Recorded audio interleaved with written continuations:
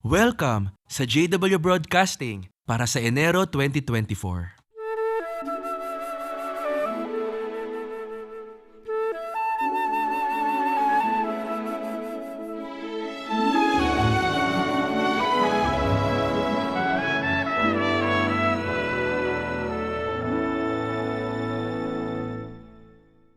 Noong Nobyembre, napanood natin at talagang nagustuhan ang unang bahagi ng taunang meeting. Ngayon, panoorin natin ang ikalawang bahagi. Pakinggan natin ngayon ang una sa dalawang symposium. Ipapakilala ng speaker ang susunod sa kanya.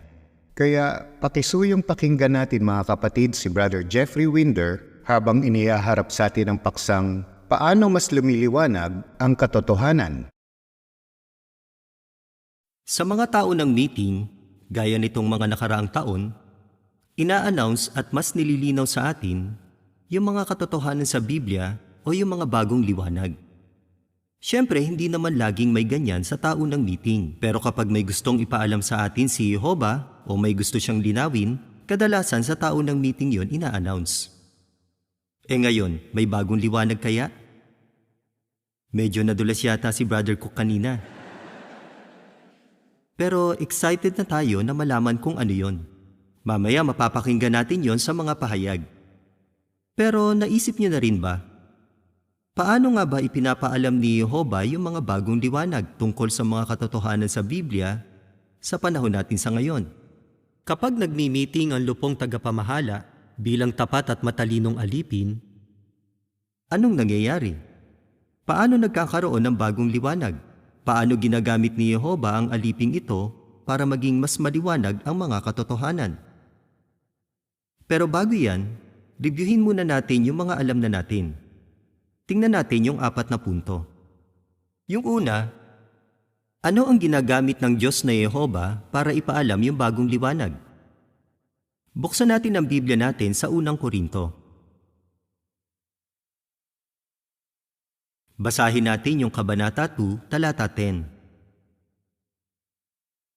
Sa atin isinliwalat ng Diyos ang mga ito sa pamamagitan ng Kanyang Espiritu. Dahil sinasaliksik ng Espiritu ang lahat ng bagay, maging ang malalalim na bagay ng Diyos. Kaya malinaw, ano ang ginagamit ni Jehovah para ipaalam yung bagong liwanag? Ang Kanyang Espiritu.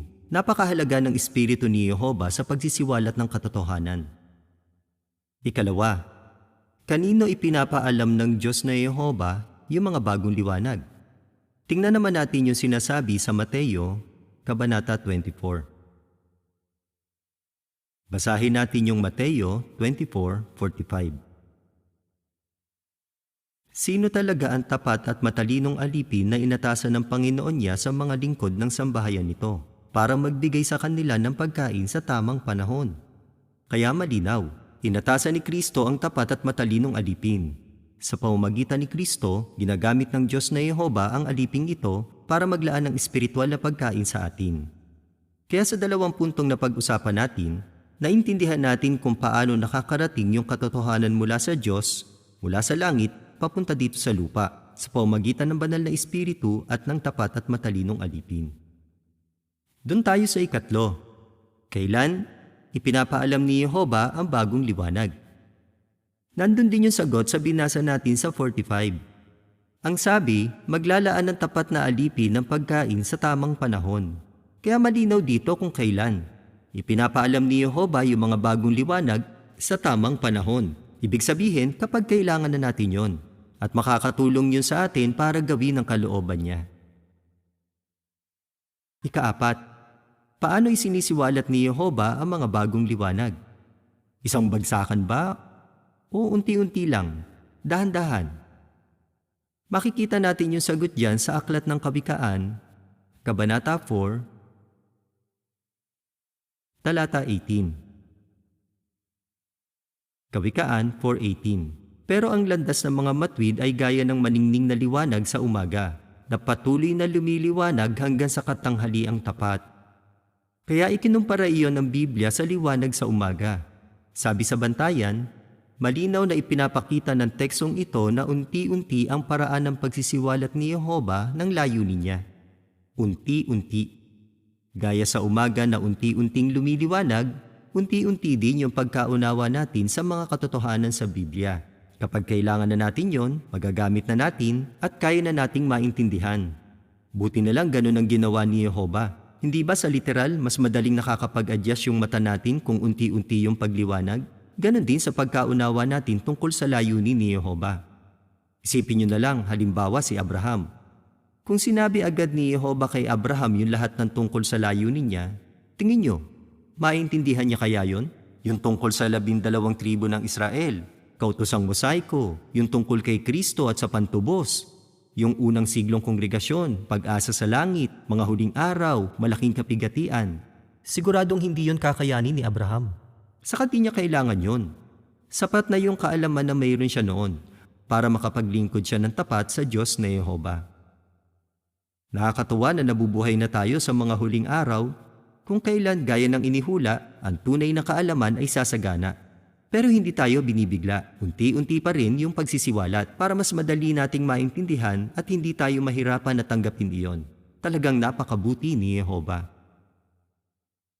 Kaya yan yung alam na natin, base sa Biblia at sa mga naranasan natin, kung paano patuloy na lumiliwanag ang katotohanan.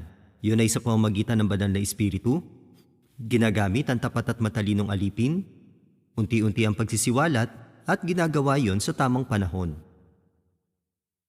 Kaya hindi natin kailangang humingi ng pasensya kung hindi tama yung dati nating paliwanag. Hindi rin natin ikinakahiya kung kailangan nating gumawa ng mga pagbabago sa unawa natin. Kasi nga, ganun yung paraan ni Jehovah ng pagsisiwalat ng katotohanan, unti-unti at sa tamang panahon. Isa pa, alam din natin na hindi naman perpekto ang lupong tagapamahala. Kaya posibleng magkamali sila ng unawa sa isang turo o ng tagubilin sa organisasyon. Base sa alam nila at sa unawa nila noong panahong iyon, gumagawa sila ng mga desisyon.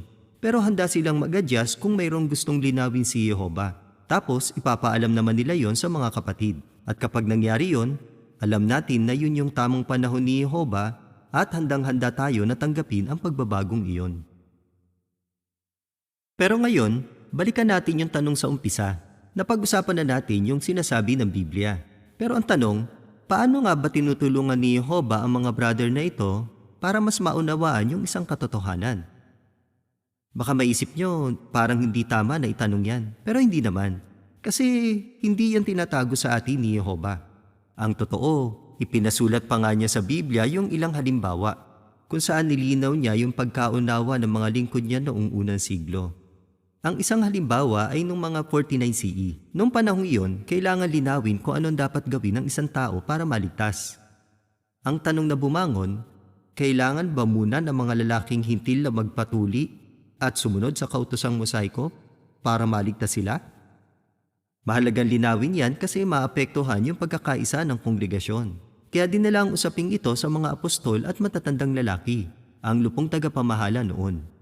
Ang totoo, sa Galatia 2:2, sinabi ni Pablo na dinala niya ang usaping ito sa mga kapatid doon sa Jerusalem dahil sa isang pagsisiwalat. Ibig sabihin, si Kristo mismo ang may gusto na maging malinaw ito at mapagdesisyonan ng mga nangunguna noon. At sa Gawa 15, parang dinala tayo ni Jehovah doon sa meeting na yon para marinig natin yung usapan nila. Kaya nalaman natin kung paano sila tinutulungan ng Banal na Espiritu, paano nila ginamit ang salita ng Diyos, paano sila nakagawa ng desisyon, at yung mismong desisyon na ipinadala at ipinaalam sa mga kongregasyon. At parang ganun din ang proseso sa panahon natin ngayon. Kaya buksan natin yung Gawa 15 at tingnan natin kung ano nangyari doon. Simulan natin dito sa talata 6. Nagtipon ang mga apostol at matatandang lalaki para pag-usapan ang bagay na ito. Kaya seryosong bagay iyon. At dinala iyon sa lupong tagapamahala noon. Sa talata 7, binanggit na nagkaroon ng mahaba at mainitang pag-uusap. Ibig sabihin, malayang nasasabi ng mga kapatid kung ano ang nasa isip nila at ginawa nila iyon sa magalang na paraan. Pero magkakaiba sila ng opinyon tungkol sa isyong yon. Pagkatapos sinabi dito na tumayo si Pedro. Malamang na ito yung ipinapakita diyan sa picture sa screen. Nagsalita si Pedro at sinabi niya yung natutuhan niya sa karanasan niya kay Cornelio. Kaya pinag-aaralan nila yung impormasyong meron sila. Tapos sa talata 12, Namangha sila sa mga sinabi ni Pedro kasi natahimik ang buong grupo. Di ba nakita natin dito na mapagpakumbaba sila? Kasi hindi pinipilit ng mga kapatid na tanggapin ng iba ang personal na opinyon nila. Ang mahalaga sa kanila, malaman kung ano ang direksyon ni Jehovah sa bagay na iyon. Dahil dito, nagkaroon din ng pagkakataon sina Pablo at Bernabe na ikwento ang karanasan nila. Kaya nadagdagan yung impormasyon na mayroon sila. Sa talata 13, nagsalita si Santiago. Ginamit niya ang kasulatan para tulungan ang mga kapatid na makagawa ng desisyon base sa salita ng Diyos. Ginamit niya yung Amos 9:11 at 12. Bibigyan pansin ni Jehovah ang ibang mga bansa para kumuha sa kanila ng isang bayan na magdadala ng pangalan niya. Sa talata 19 hanggang 21, nagmungkahi si Santiago sa kanila ng isang desisyon. Makikita sa talata 25 na tinanggap ng lahat ang desisyong iyon. Ngayon, doon sa talata 22, binabanggit na nagpadala sila ng mga kapatid para ipaalam sa kongregasyon ang paglilinaw. Kaya nakita natin ang buong proseso, ang paggamit sa salita ng Diyos, ang pangunguna ni Hesukristo, at ang patnubay ng banal na espiritu sa mga kapatid na nangungunan noong panahong iyon. Kaya nakita natin sa ulat na napag-usapan natin na hindi naman itinatago ni Jehovah sa atin ang prosesong ito. At halos ganyan din ang proseso kapag may paglilinaw sa panahon natin ngayon. Ganito ang sinabi ng Bantayan noong 2010. Sa ngayon, tinutulungan ng banal na espiritu ang tapat at maingat na alipin para maunawaan ang malalalim na katotohanan na dati hindi naiintindihan. Isinasaalang-alang ng lupong tagapamahala kung kailangan baguhin ang ilang paliwanag. Pagkatapos, nagpapasya sila at kung kailangan, inilalathala nila ito para sa kapakinabangan ng lahat. Kaya kadalasan, parang ganito yung nangyayari. Una, may babangon tanong. Posible na isang miyembro ng lupong tagapamahala sa personal na pag-aaral niya o sa pagbabasa niya ng Biblia, baka may isang bagay siya na mapansin. O kaya naman, habang inihahanda o itinatranslate ang isang publikasyon, baka may mapansing punto na kailangan pang higit pang pag-aralan. Pwede rin na dahil sa mga nangyayari sa mundo, baka makita nila na may hula na kailangan pang suriin. Okay, ngayon meron ng tanong na bumangon. Tapos yung tanong na yon, isasama sa agenda ng meeting ng lupong tagapamahala. Pag-uusapan nila kung yung tanong na yon, kailangan ba ng research, kung dapat pa yung pag-aralan. Hindi pa sila gagawa ng desisyon kung ano yung magiging bagong unawa. Ang pag-uusapan lang nila kung kailangan pa itong higit pang pag-aralan. Kung sang-ayon sila, isang research team ang magbibigay ng rekomendasyon at ng mga na-research nila para pag-aralan ng lupong tagapamahala. Kasama sa research na iyon ang lahat ng sinabi ng organisasyon tungkol sa paksa na iyon mula 1879, kasama na ang lahat ng sinabi ng Bantayan. Kasama rin sa material na iyon ang sinasabi ng konteksto tungkol sa talatang iyon. Titingnan din nila kung may mga kaparehong ulat at kung mayroon, paano makakatulong yung iba't ibang detalye doon para mas maintindihan ang talata. At panghuli, ano ang kahulugan ng orihinal na Hebreo o Gregong salita at anong epekto nun sa unawa natin sa talata. Ngayon kapag kumpleto na yung research, ibibigay na yon para masama sa agenda ng meeting ng lupong tagapamahala. Pag nasama na yun sa agenda, re-reviewin yun ng bawat isa sa kanila bago ang meeting. Mananalangin sila at pag-iisipang mabuti ang material bilang paghahanda. Tapos, sama-sama nilang pag-uusapan yon sa meeting. Mananalangin sila at hihingi ng patnubay ng banal na espiritu. Kapag pinag-uusapan na nila ito, hindi sila nagmamadali na makagawa agad ng desisyon. Sa halip, ang ginagawa nila, kagaya nung unang siglo. Malaya nilang sinasabi kung ano yung opinion nila, yung iniisip nila, yung nabulay-bulay nila, at yung na-research nila. Masasabi din natin na mapagpakumbaba sila kasi hindi nila ipinipilit ang sarili nilang ideya na dapat tanggapin ng iba yung opinion nila. Ang gusto talaga ng lupong tagapamahala ay malaman kung ano yung gusto ni Jehovah na gawin nila at maintindihan ang direksyon ni Jehovah tungkol sa bagay na iyon. Yan ang goal, malaman ang direksyon ni Jehovah. At kung minsan ang nangyayari, yung nagiging desisyon ay iba dun sa naunang nirekomenda. Ganyan kumikilos ang espiritu ni Jehovah. Dahil sa espiritong iyon, nakakagawa ng tamang desisyon ang tapat at matalinong alipin. Kapag gumagawa sila ng desisyon, dapat nasang-ayon ang lahat. Kung minsan, parang maganda na yung desisyon, pero kung hindi sang-ayon ang lahat, baka hindi pa ito yung panahon para gumawa ng pagbabago sa unawa natin. Hindi yun pipilitin, ipagpapaliban muna ito. Pero pagkalipas ng ilang panahon o baka taon pa nga, kapag bumangon iyon ulit, baka sang-ayon na yung lahat. O kaya naman naaprubahan nila ito tapos mayroon silang nakitang detalye na ngayon lang nila naintindihan. Kaya dahil sa prosesong ito na may kasamang pananalangin at dahil nagkaisa silang lahat, nagiging malinaw sa kanila na ito ang direksyon ni Jehova at masaya silang ipaalam ito sa mga kapatid. Sa tulong ng mga napag-usapan natin, mas naiintindihan na natin kung paano mas lumiliwanag ang katotohanan sa panahon natin. Totoo, interesado tayo kung paano mas nililinaw ang mga paniniwala natin. Pero ang talagang nakakapagpatibay sa atin ay kung bakit iyon ginagawa. Tingnan natin ang aklat ng Amos, Kabanata 3. Pansinin natin ang sinasabi sa talata 7. Dahil ang kataas-taasang Panginoong Jehova ay hindi gagawa ng anuman, malibang naipaalam na niya ang kanyang lihim sa mga lingkod niyang propeta. Di ba pinapakita niya na may tiwala si Jehova sa atin? At di ba pinapakita niya yung pag-ibig at katapatan niya? Talagang gusto ng Diyos na Jehova na maturuan tayo. Inihahanda niya tayo sa mga mangyayari sa hinaharap. Tinutulungan niya tayong maintindihan yung mga bagay-bagay sa panahong kailangan natin. Di ba napapanatag tayo dahil dyan?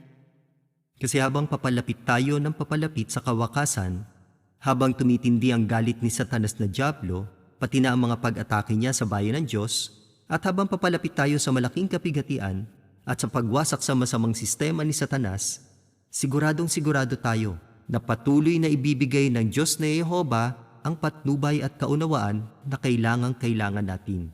Hindi niya tayo pababayaan. Hindi natin kailangan mag-alala kung saan tayo pupunta at kung ano ang gagawin natin. Hindi tayo mangangapa sa dilim. Kasi sinabi ni Jehova, ang landas ng mga matuwid ay gaya ng maningning na liwanag sa umaga, na patuloy na lumiliwanag hanggang sa katanghaliang tapat.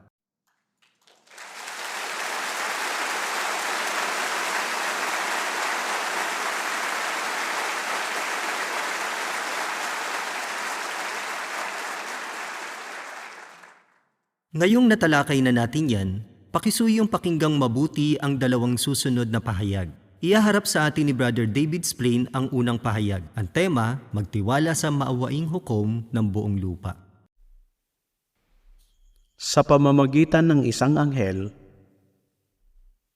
sinabi ni Jehova sa kaibigan niyang si Abraham, na pupuksain niya ang mga lungsod ng Sodoma at Gomora.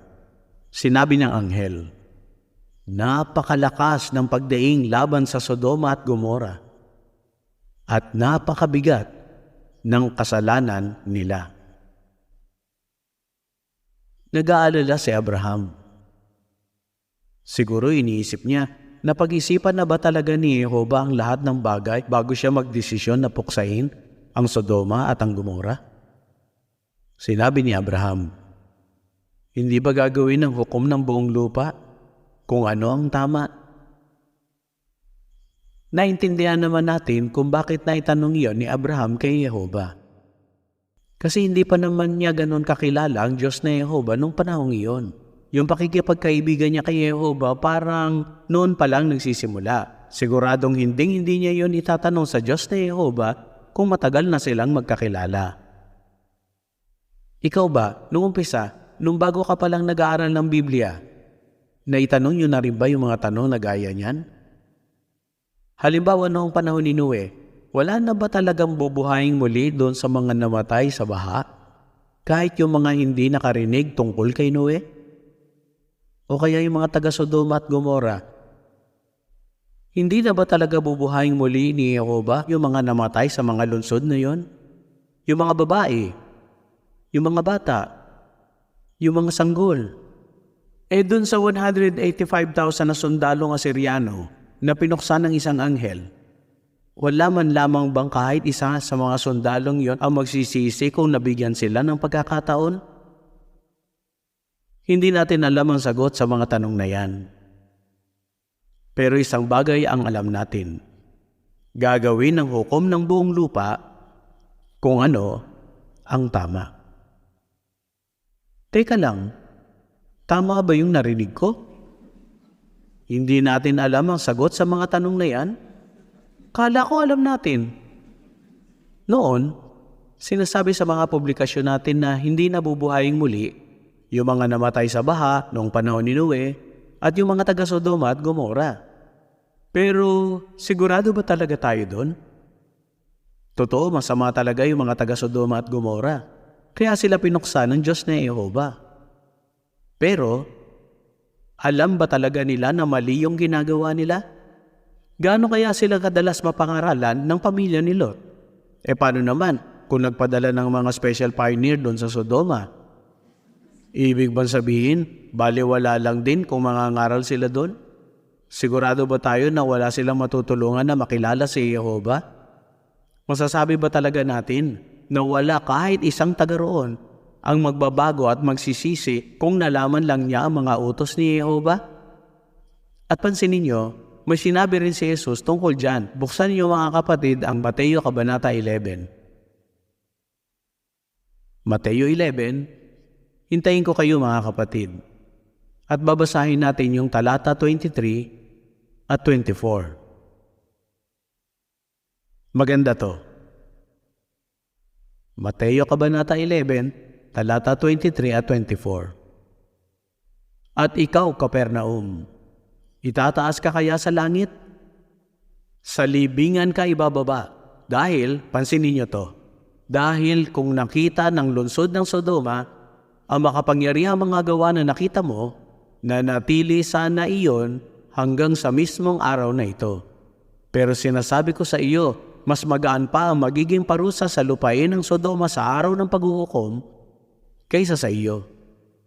Sabi na natili sana iyon hanggang sa mismong araw na ito. Siguro naalala niyo pa, sinabi ng anghel kay Abraham, kung may 10 matuwid na tao na makita sa Sodoma, hindi itutuloy yung pagpuksa. Kaya sinasabi ba ni Jesus na kung nakapangaral lang siya at gumawa ng mga himala sa Sodoma, may makikitang 10 matuwid na tao sa Sodoma at maliligtas ang lungsod? At hindi lang yan. May sinabi rin si Yehova sa di tapat na bayan ng Huda. Sa Ezekiel Kabanata 16, sinabi ni Yehova na mas matuwid pa yung mga taga Sodoma kaysa doon sa mga nakatira sa Huda. Kaya kung wala ng pag-asa ang lungsod ng Sodoma, di lalo na yung Huda. Pero paano naman yung sinabi ni Judas tungkol sa Sodoma at Gomora na dadanas sila ng parusang hatol na walang hanggang apoy? Totoo naman yan kung ang pag-uusapan ay yung mga lungsod at yung karamihan sa mga nakatira doon. Pero wala na ba talagang pag-asa ang kahit isa sa kanila? Kung yung mga sinabi ni Jesus ang pagbabasihan, posibleng may pag-asa ang ilan sa kanila. Hindi lang tayo dapat maging dogmatiko. Pero isang bagay ang tiyak, gagawin ang hukom ng buong lupa kung ano ang tama. Pag-usapan naman natin yung baha nung panahon ni Noe. Dati, sinasabi natin na yung mga namatay sa baha hindi nabubuhaying muli. Pero sinasabi ba yun ng Biblia? Talaga namang masama yung mga kapanahon ni Noe. At sinasabi ng Biblia na laganap na sa lupa ang kasamaan ng tao at ang laman ng isip at puso nito ay lagi na lang masama. Kaya malinaw, yung mga tao noon talagang masasama. Pero lahat ba talaga sila napangaralan? Siguradong bising-busy sila Noe sa paggawa ng arka. Gaano kaya karami ang oras nila sa pangangaral?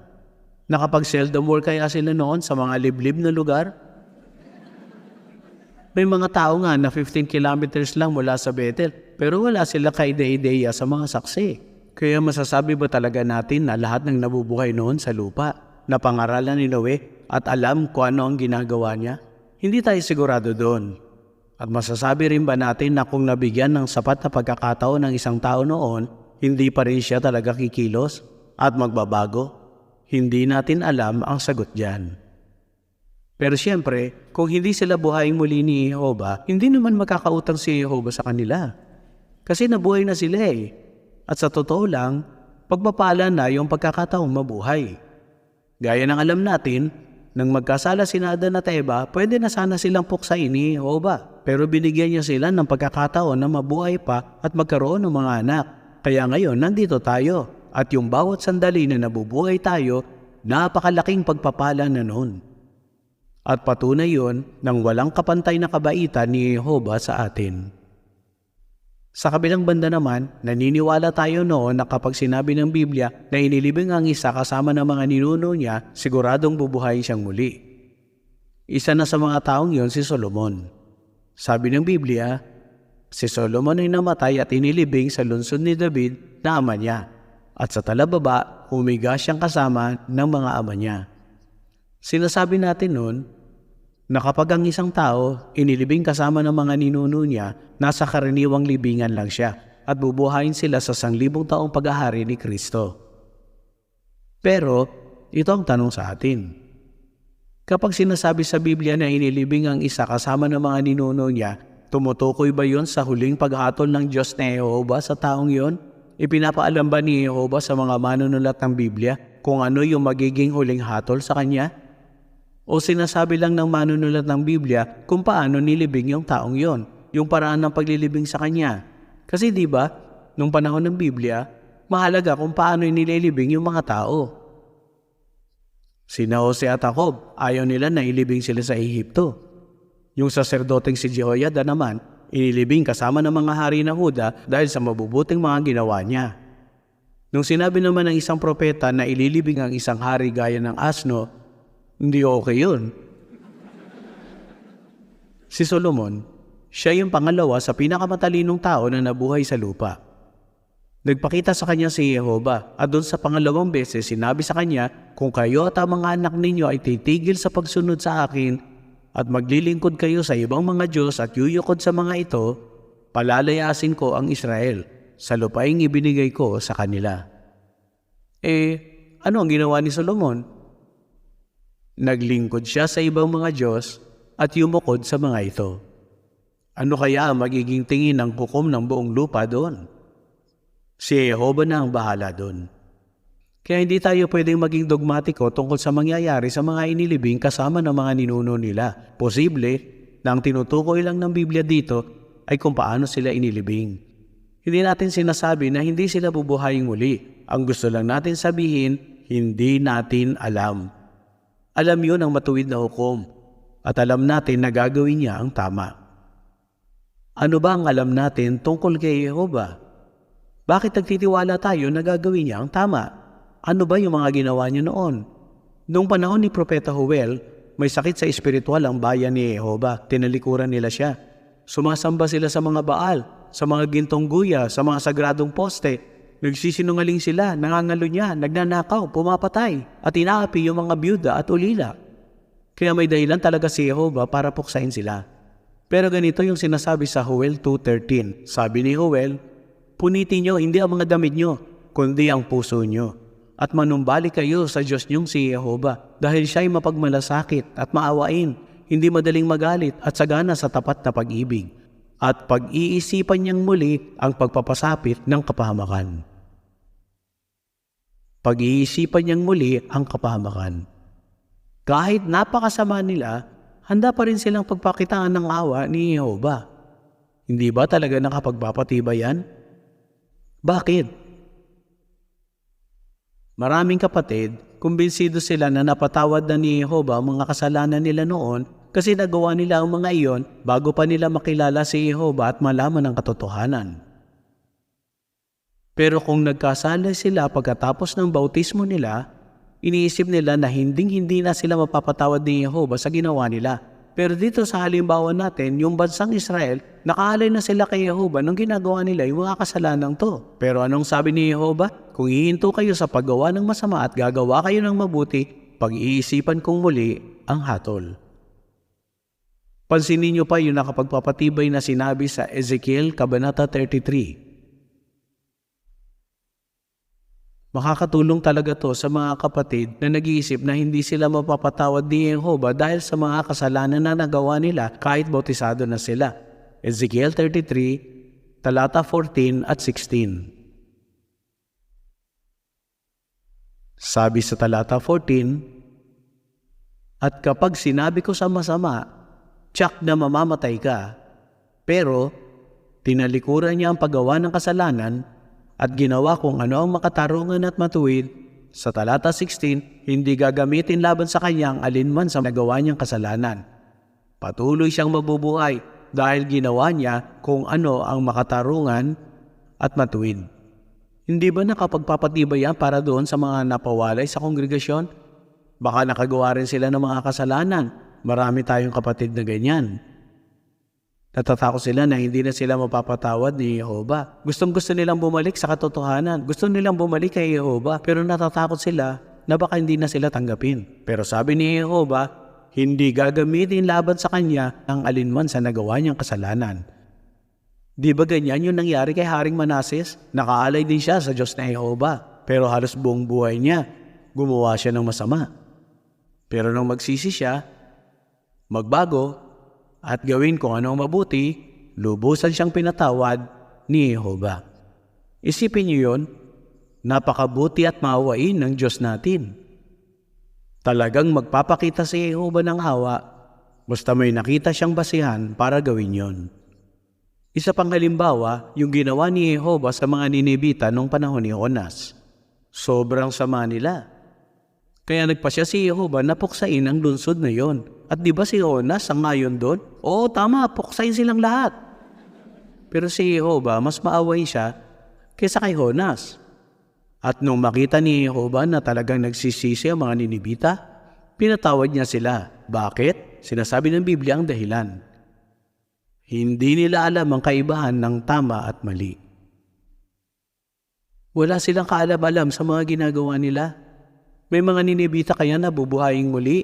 Parang ganon nga, kasi parang ganon yung ipinapahiwatig ni Jesus sa Mateo 12:41. Sabi niya, ang mga taga-Ninibe ay bubuhayin muli sa paghuhukom kasama ng henerasyong ito at hahatulan nila ito.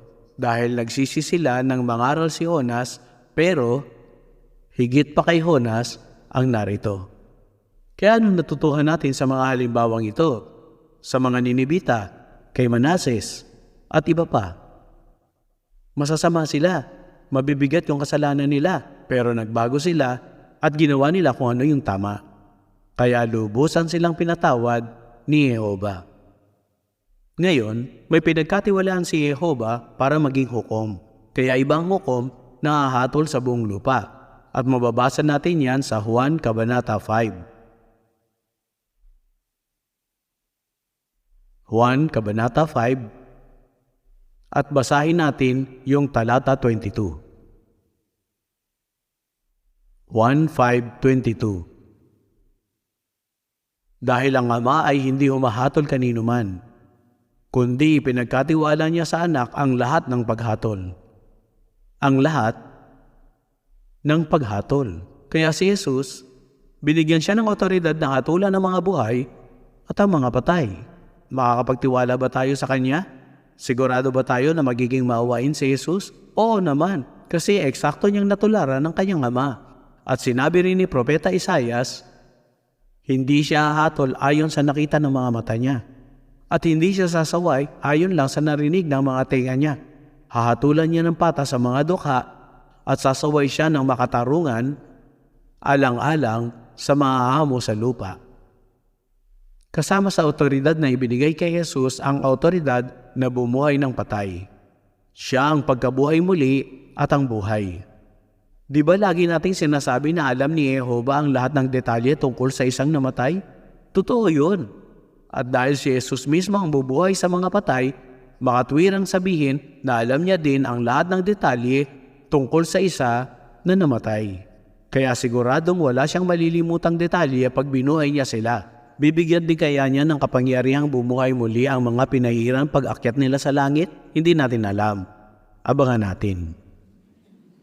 Kaya anong natutuhan natin mula sa pahayag na to?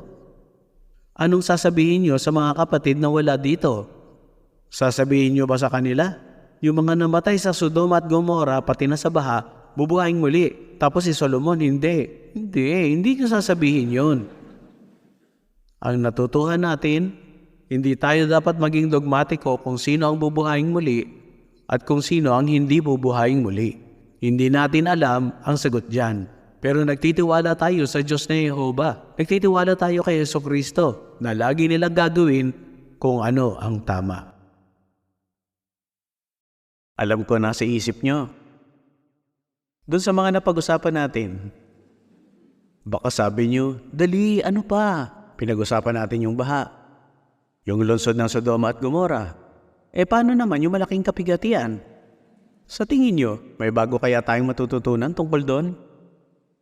Magandang tanong yan. Pag-usapan na natin yan. Yun nga lang, overtime na pala ako.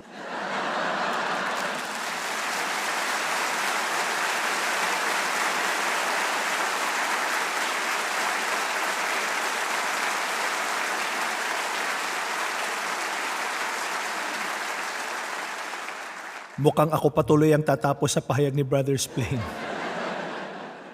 At alam kong wala rin kayong gustong ibang pag-usapan.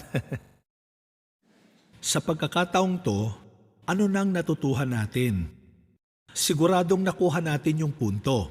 Nakita natin na maawain at mapagmahal ang Ama natin sa langit, ang hukom ng buong lupa, ang Diyos na Yehova, at ang kanyang anak si Jesucristo.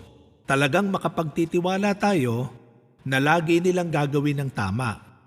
Alam natin na nakakabasa si Jehovah at si Jesus ng puso. At noon pa man, sinusunod na nila ang perpektong pamantayan sa katarungan na si Jehovah mismo ang nagtakda. Paano naman sa malaking kapighatian? Magiging ganun pa rin kaya ang paghatol nila? Sa tingin nyo, may kailangan kaya tayong baguhin sa pagkaunawa natin? Bago natin pag-usapan ng tungkol dyan, sa nakalipas na mga taon, alam natin na may mga pagbabago tayong ginawa sa pagkaunawa natin tungkol sa mga mangyayari sa malaking kapighatian. At kung matagal-tagal ka na sa katotohanan, baka nalilito ka. Ito ba yung paniniwala natin dati? O ito na ba yung ngayon? Kaya sa pagkakataong to, para ma-review at maging malinaw sa atin, ang ilang pangyayari na magaganap doon sa malaking kapighatian, panoorin natin ang videong ito. Anong pangyayari ang magiging simula ng malaking kapighatian? Ang pagpuksa sa Babilonyang dakila. Babalingan at aatakihin ng politikal na sistema ng mundong to ang imperyo ng huwad na relihiyon para ipakitang kinasusuklaman nila ang makasagisag na babaeng bayaran. Kaya mapupuksa ang lahat ng huwad na relihiyosong organisasyon. Paano naman magtatapos ang malaking kapighatian?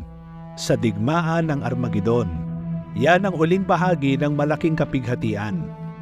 Si Jesus, kasama ang binuhay muling 144,000 at ang milyong-milyong anghel, ay makikipagdigma sa lahat ng kumakalaban kay Jehovah, sa kanyang kaharian at sa bayan niya dito sa lupa. Ito ang digmaan ng dakilang araw ng Diyos na makapangyarihan sa lahat. Ngayong alam na natin kung anong mangyayari sa umpisa at sa dulo ng malaking kapighatian, ito pa ang ilang tanong. Gaano kahaba yon mula pagkapuksa ng Babilonyang dakila hanggang Armageddon? Hindi natin alam. Ang alam natin, maraming pangyayari ang inihulang magaganap sa panahong yon. Pero malamang na magaganap ang mga ito sa loob lang ng maikling yugto ng panahon. Pero ngayon, ang pag-uusapan natin ay yung ilang pangyayari na magaganap sa pagtatapos ng malaking kapighatian. Kailan mangyayari ang pagsalakay ni Gog ng Magog? Hindi ito mangyayari sa pasimula, kundi sa bandang dulo ng malaking kapighatian. Ang pagsalakay na ito ng koalisyon ng mga bansa sa bayan ng Diyos ay hahantong sa digmaan ng Armageddon. Kaya ang pag-atake ni Gog ay mangyayari bago ang Armageddon. Kailan titipunin at aakyat sa langit ang mga natitirang pinahiran? Ipinapakita ng aklat ng Ezekiel na kapag umatake na si Gog ng Magog, may ilan pang pinahiran na nandito sa lupa. Pero sinasabi sa atin ang Apokalipsis 17:14 na kapag nakipaglaban na si Jesus sa mga bansa, kasama na niya ang mga tinawag at pinili, ang lahat ng kabilang sa 144,000. Kaya ang huling pagtitipon sa mga pinili ay mangyayari kapag nagsimula na ang pag-atake ni Gog ng Magog pero bago ang digmaan ng Armageddon. Ibig sabihin, Titipunin at aakyat sa langit ang mga pinahiran sa bandang dulo ng malaking kapighatian, hindi sa pasimula.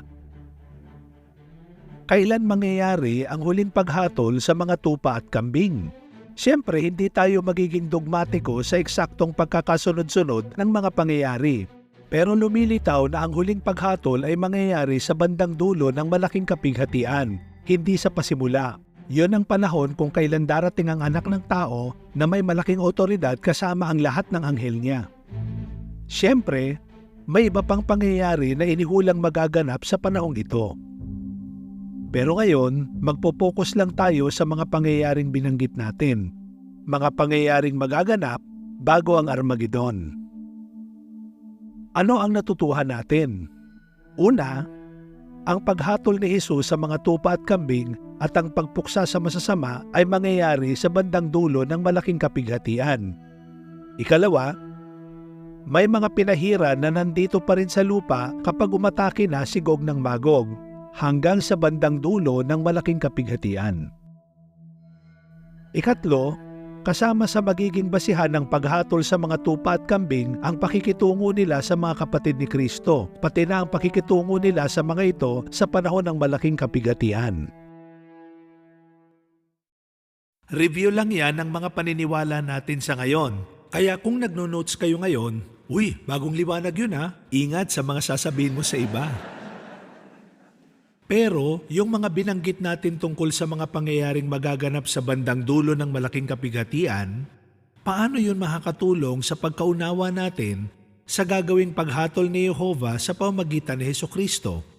Alam natin na habang papalapit tayo sa malaking kapighatian, mas nagiging malinaw sa atin ang mga mangyayari sa hinaharap. Siyempre, nililinaw ang pagkaunawa natin sa tamang panahon. At makakatulong iyon, di lang para makapagtiis tayo sa malaking kapighatian, kundi para maging tapat at masaya din tayo sa panahong iyon. Kaya ang gagawin natin ngayon, sasagutin natin ang 4 na mahalagang tanong. May oras pa naman siguro ako, no?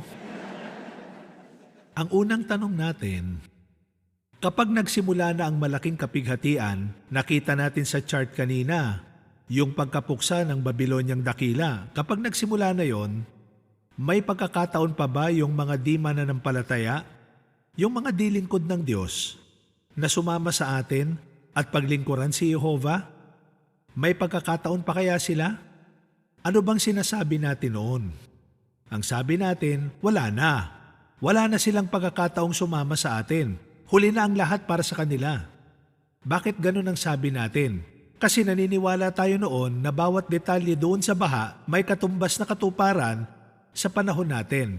Kaya tayo, dahil alam natin na sa ulat, isinara ang pinto ng arka bago dumating ang baha, iniisip natin noon na kapag nagsimula na ang malaking kapighatian, sarado na rin yung pagkakataon para sa kanila. Totoo, mababasa natin sa Biblia na ikinumpara ni Jesus yung panahon ni Noe sa panahon ng presensya ng anak ng tao ni Jesus bilang hari. Pero wala tayong mababasa na sinabi ni Jesus na bawat detalye nun ay may katumbas sa panahon natin. At siguradong wala siyang binanggit na magsasara ang pagkakataon na paglingkuran ng Diyos na Jehovah. Kaya balikan natin ang tanong kanina. Kapag nagsimula na ang malaking kapighatian, may pagkakataon pa ba ang mga di mananampalataya? Para masagot yan, tingnan ulit natin ang chart. Base dyan, kailan nga ulit mangyayari yung huling paghatol sa mga tupa at mga kambing? Hindi sa pasimula, kundi sa bandang dulo ng malaking kapighatian. Kaya isipin natin saglit, yung mga kakilala natin, mga kamag-anak natin na hindi saksi, mga natiwalag na kapatid, mga tao na napangaralan natin o mga na-Bible study natin. Posible kaya na yung ilan sa kanila, kapag nakita nila yung pagkapuksa ng Babilonyang dakila, sabihin nila, totoo pala yung sinasabi ng mga saksi. Tama pala yung pinapangaral nila. Posible kaya na pumanig sila sa katotohanan? Ngayon, paano kung ganun nga ang mangyari? Sumama sila sa atin. Madidismaya ba tayo? Hindi tayo pwedeng maging dogmatiko. Pero ayaw naman nating maging gaya ni Jonas. Ops, hindi na pwede, bawal na, sarado na, bawal na.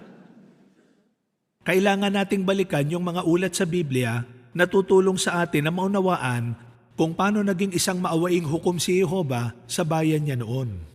Halimbawa, tingnan natin nung umalis ang mga Israelita sa Ehipto.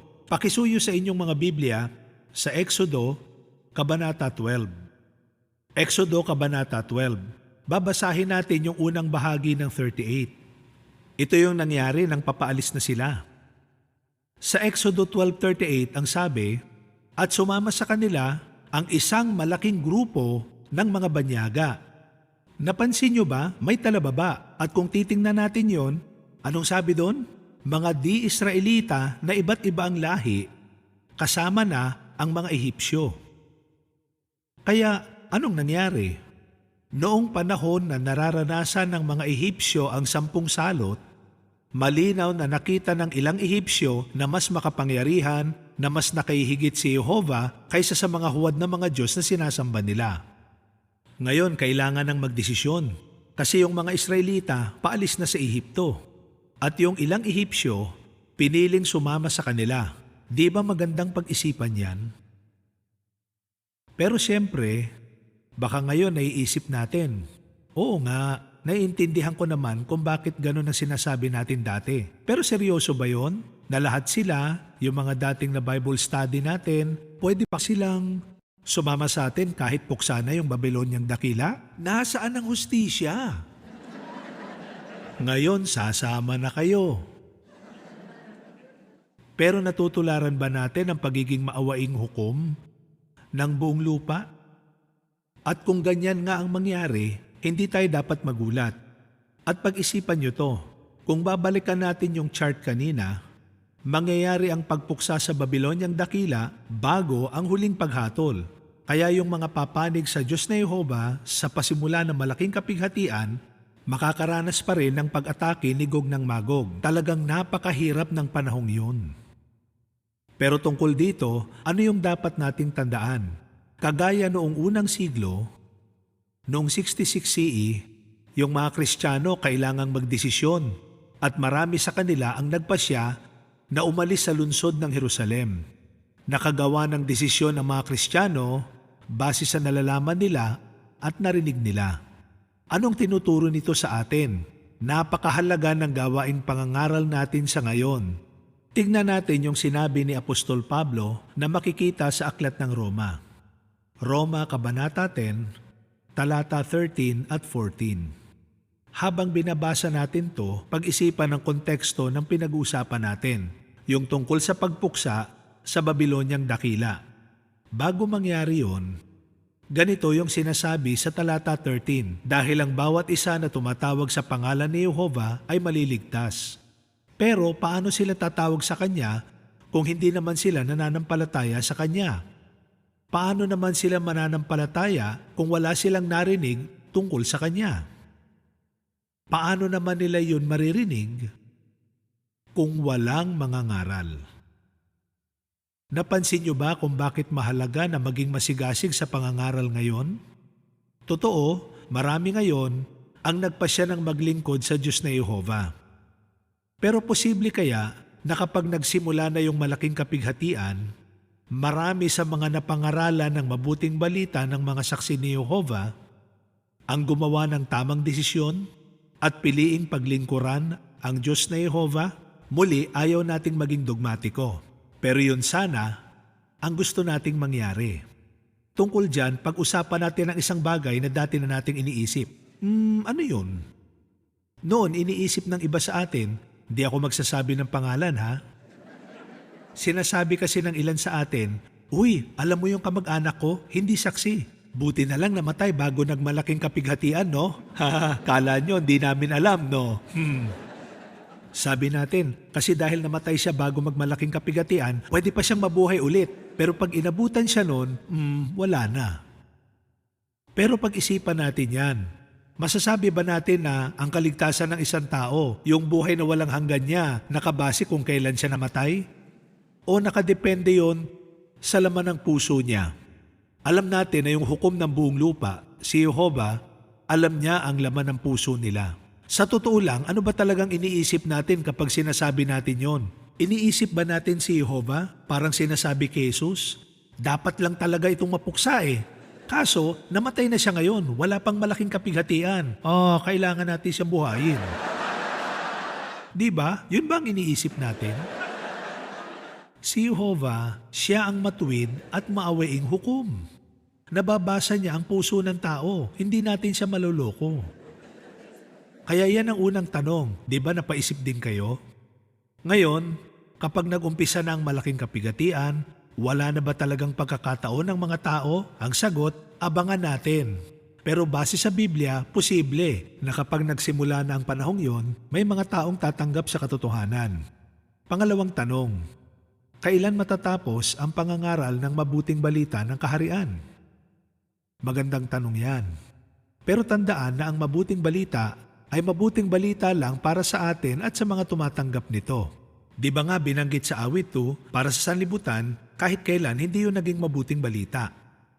Kaya anong sinasabi sa atin ng Mateo 24:14? Sinasabi doon na ang mabuting balita ay ipangangaral, pagkatapos ay darating ang wakas. Tingnan ulit natin yung chart. Ano kaya yung tinutukoy na wakas dito? Yung huling bahagi ng malaking kapighatian. Kaya ibig sabihin, sa panahon ng malaking kapighatian, ipapangaral pa rin ang mabuting balita ng kaharian at mabuting balita pa rin yon para sa atin. Pero sa sanlibutan, hindi. Yung mabuting balitang yon, lalo pang bibigat habang lumilipas yung panahon. Kaya talagang kakailanganin ng mga tao na gumawa ng desisyon kung tatanggapin ba nila ang kaharian o hindi. Kaya di ba, isang dahilan pa yan kung bakit hindi tayo dapat magtaka kung may mga taong pumanig sa katotohanan sa panahon ng malaking kapighatian. Pangatlong tanong, lahat ba ng mamamatay sa malaking kapighatian? Hindi na talaga makakaranas ng pagkabuhay muli? Ganun ba yun? Siyempre, masasabi natin na yung mga kambing wala na silang pag-asang mabuhay muli. Kasi ang sabi ni Jesus, paparusahan sila ng walang hanggang kamatayan. Tapos, dun sa 2 Tesalonica, Kabanata 1, sinami doon yung mga tatanggap ng parusang walang hanggang pagkapuksa. Pero ano bang panahon ang tinutukoy natin dito? Balikan ulit natin yung chart. Makikita na tumutukoy ito sa panahon kung kailan darating si Jesus kasama ng hukbo niya. At kapag tiningnan natin yung chart, saan natin yun makikita? Sa pinakadulong bahagi ng malaking kapighatian. At yun yung panahon kung kailan hinatulan na ang mga taong ito bilang kambing. Kaya sa panahong ito, nahatulan na ang mga tao. Pero meron pang ibang tanong na bumabangon. Di ba yung mga taong hinatulan bilang kambing, yung mga tatanggap ng walang hanggang pagkapuksa, malinaw na nagkaroon sila ng sapat na panahon, ng sapat na pagkakataon para tanggapin o tanggihan ang kaharian.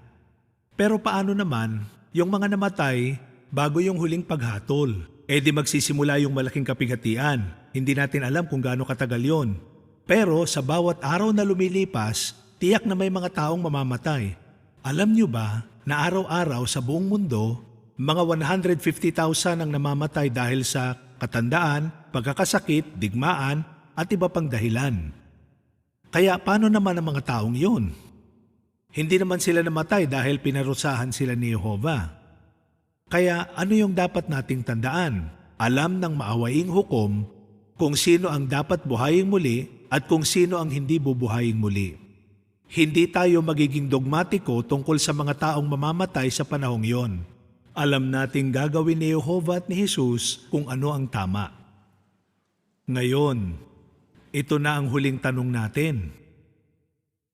Lahat ba ng nabubuhay sa panahon ng malaking kapighatian ay magkakaroon ng sapat na pagkakataon para tanggapin o tanggihan ng kaharian?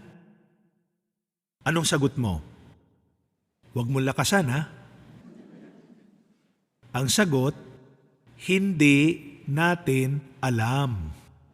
At hindi natin kailangang alamin kasi hindi tayo ang hukom. Hindi tayo binayaran para gawin yun. Pero baka ngayon iniisip mo pa rin, ba't di natin alam? Alam ko sa panahong yun, wala na, yun na yun. Tandaan, gaya ng sabi natin, araw-araw mga 150,000 na tao ang namamatay. Pero 350,000 na sanggol ang ipinapanganak araw-araw. Kaya kahit ilang araw lang ang malaking kapighatian, bawat araw, marami pa ring sanggol ang ipapanganak. At paano naman yung mga tao na nakatira sa mga lugar na hindi napaabutan ng mabuting balita? Halimbawa doon sa mga lugar na may pagbabawal. Baka iniisip natin, lahat ba ng tao mapapangaralan natin? Kung titingnan natin ang sinasabi sa Mateo 10:23, makikita doon na baka hindi. Kaya pag-isipan nyo ang tanong na to. Makatwiran bang sabihin na basta na lang hahatulan ni Jehovah at ni Jesus ang milyon-milyong tao bilang kambing, kahit hindi sila nagkaroon ng pagkakataon na tanggapin ang katotohanan? Magandang tanong yan. Kung hindi naman sila magkaroon ng pagkakataon, tapos mamatay sila sa panahong yon, posible kayang mapasama sila sa mga di matuwid na may pag-asang buhayin muli? Ang sagot, hindi natin alam. Hindi tayo pwedeng maging dogmatiko at di tayo dapat maging ganon kasi hindi natin alam. Pero, huwag mag-alala kasi may isang bagay tayong alam. Ano yon? Alam natin na maawain si Jehovah at si Jesus at na lagi nilang gagawin kung ano ang tama. Sa Ezekiel 33:11, ano ang sabi doon? Hindi natutuwa si Jehovah kapag namatay ang masama. Gusto ng Diyos na Jehovah na magbago sila. At alam natin na si Jehovah at si Jesus, kapag humatol sila, gagawin nila yun ng patas, matuwid, at may awa. Ngayon, baka naiisip nyo, grabe, nakakalunod yung dami. Siguro masakit na yung mga kamay nyo sa kasusulat. Di bale, may bantayan naman na lalabas. Yun na yung bahalang magpaliwanag sa mga pinag-usapan natin. Abangan. Pero sa ngayon, ano yung dapat na patuloy nating gawin? Kailangan nating ipangaral ang mabuting balita sa pinakamaraming tao. Di natin alam yung pwedeng mangyari dahil sa pangangaral natin. At habang patuloy tayong nangangaral, tandaan, ipaubaya ang paghatol kay Jehovah at kay Jesus. Lagi nilang gagawin kung ano ang tama. Mauwain sila, makatarungan, at sigurado diyan tayo makapagtitiwala.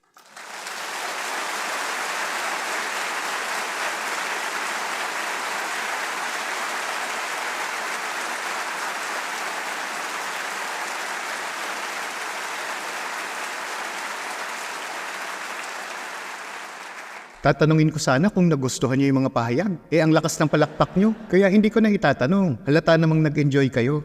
Talagang napakaganda nun. Di ba na-touch tayo? Maraming salamat mga kapatid sa mga pahayag na yon. Pero syempre, higit sa lahat, nagpapasalamat tayo sa Diyos na Jehovah. Dahil tinutulungan niya tayo na mas maintindihan ng mga bagay na ito. At nagtitiwala tayo na laging gagawin ni Jehovah at ni Jesus kung ano ang tama. Anong susunod sa programa natin? Mapapanood natin ang bagong video na may pamagat na Maging Kaibigan ni Jehovah. Mahalaga ka kay Jehovah. Mukhang maganda to. Panoorin natin ang video.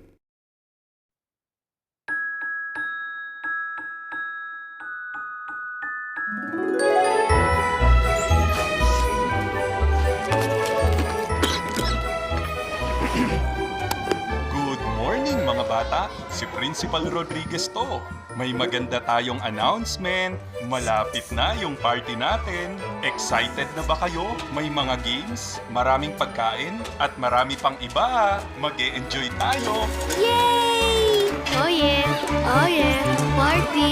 Party! Oh, tama na yan. Tama na yan. Kita ulit tayo bukas.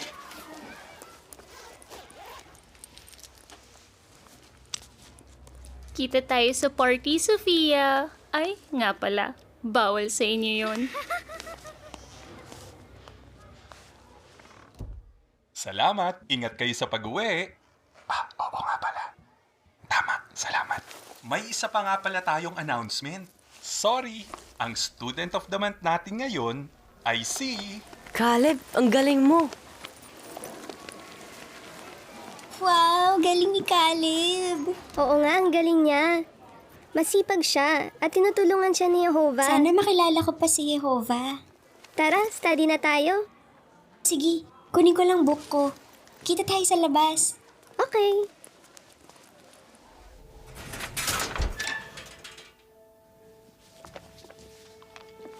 Hi, Zoe. Angela. Hi. Ginagawa mo?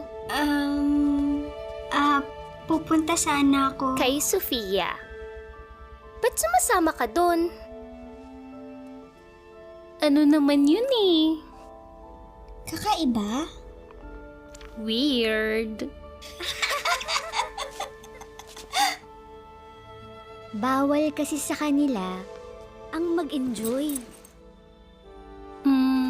Kakaiba ka din, Zoe. Pero at least cool ka. Kaya ikaw, sa amin ka dapat sumama, hindi sa loser na yon.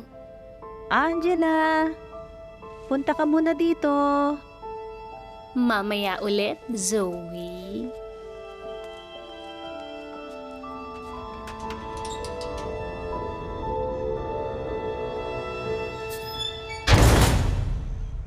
Okay lang sa'yo na sinasabihan kang kakaiba ka?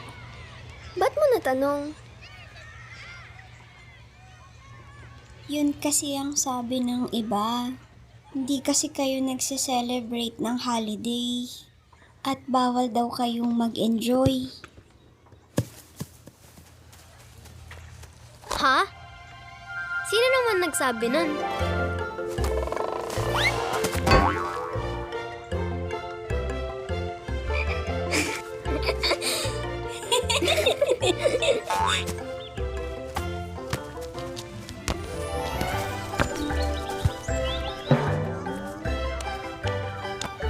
Di naman bawal sa aming mag-enjoy. Mahirap maging kakaiba, pero mas maganda na yun. Ganyan din si Jesus. Si Jesus? Oo, si Jesus. Napag-aralan namin yan sa family worship. Sa Biblia, sinabi ni Jesus na hindi dapat maging bahagi ng sanlibutan ang mga tagasunod niya.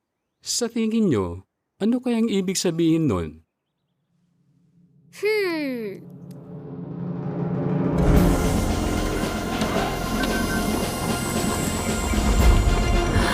Wow!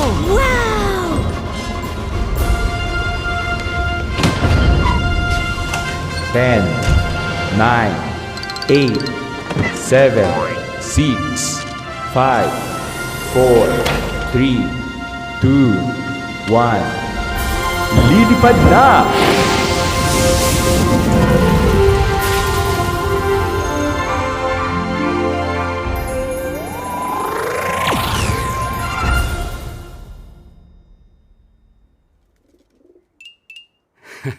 Ayos ka din, Caleb ah. Pero di natin kailangan umalis sa planetang to. Hindi naman sinabi ni Jesus na aalisin niya tayo sa sanlibutan. Ang sabi niya, Hindi sila dapat maging bahagi ng sanlibutan. Tama, Sofia. ano pang sabi ni Jesus? Hindi sila bahagi ng sanlibutan. Kung paanong ako ay hindi bahagi ng sanlibutan.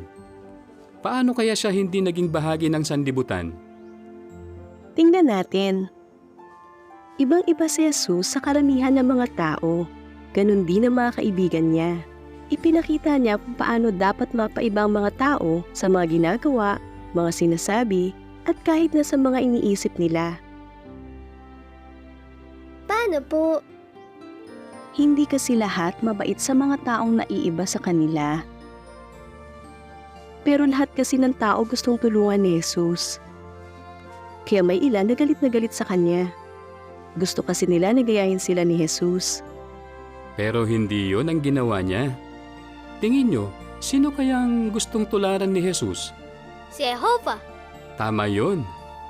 Naging mahalaga sa Diyos na Jehovah yung mga sumunod sa mga utos niya. Kaya pagmahal mo si Jehovah at di ka bahagi ng sanlibutan gaya ni Jesus, magiging mahalaga ka rin sa kanya. Di ko alam kung kaya ko yun.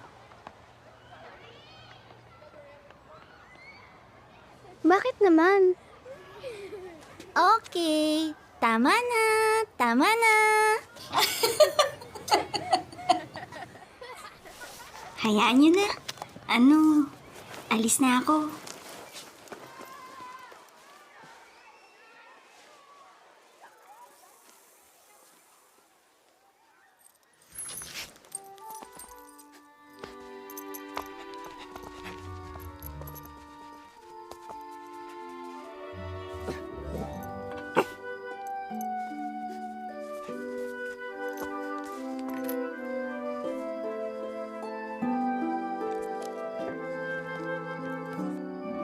Pag mahal mo at sinusunod mo si Jehovah, magiging mahalaga ka rin sa Kanya.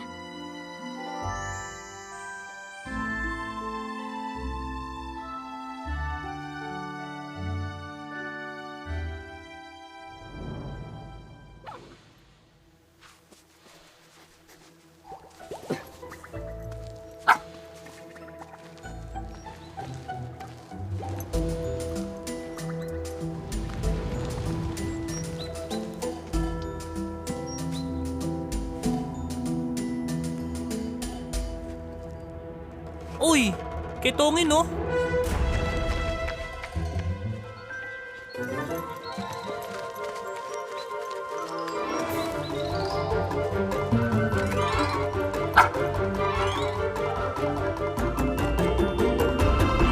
Uy, ba't ka nandito? Lumayo ka nga.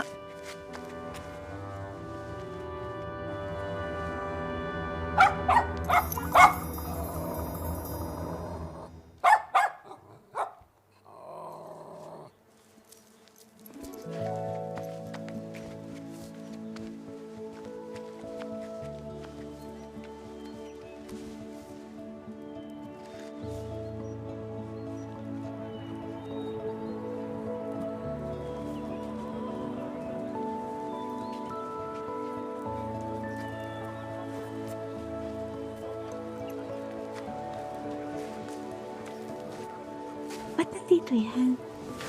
Di siya pwede dito. Panginoon, kung gugustuhin mo lang, mapapagaling mo ko.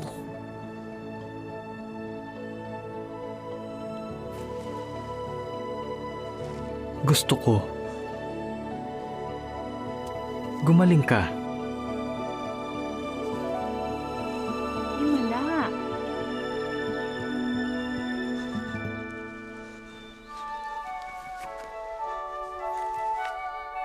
Sabi ko naman sa'yo, di ba? Hindi nga siya kagaya natin.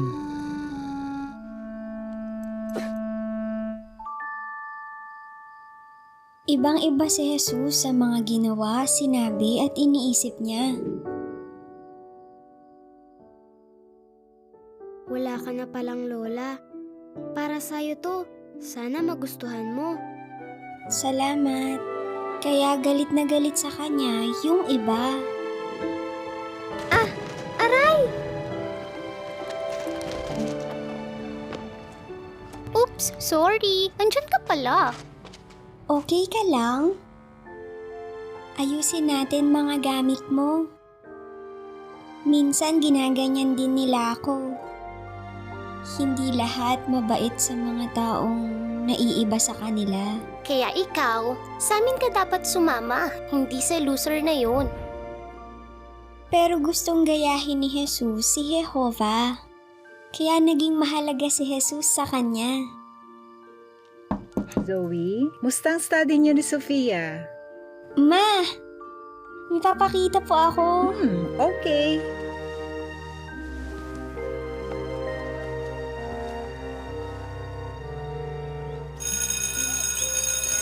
Okay mga bata, magsisimula na ang party natin. Enjoy!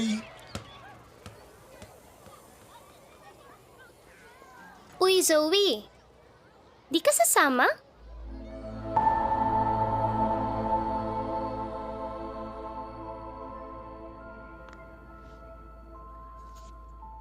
Ganito kasi yun. Hello! Hoy! Hindi ka sumama sa party? Hindi.